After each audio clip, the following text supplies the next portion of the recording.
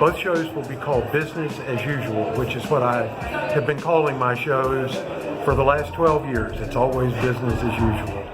I make sculptures mostly of white men in business suits who are performing this business as usual, which takes place in corporations and in the government. The sculptures mostly are made of wood. Lately I've been doing some casting in urethane resin and in fiberglass, which allows me to work bigger than the wooden pieces.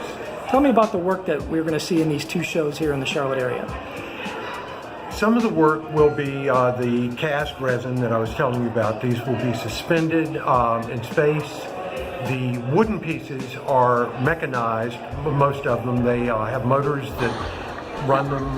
They do small, nothing very fancy, maybe a finger tapping or a person speaking through a megaphone.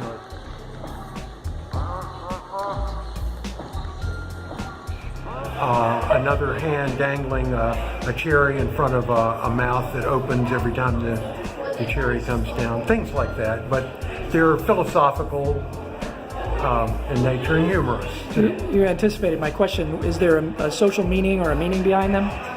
It's nothing specific. It's not as specific as an editorial cartoon. The people are generalized, but there are types.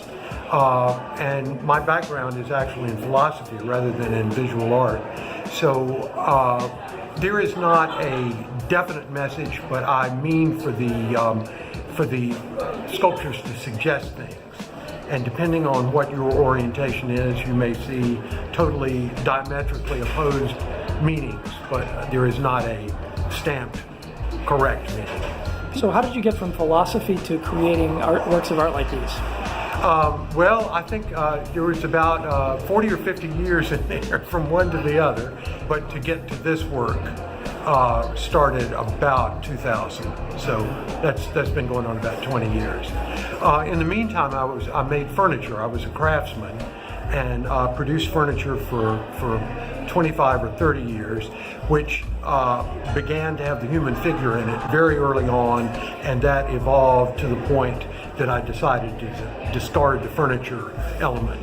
And when it became purely sculpture, it very quickly became political and talked about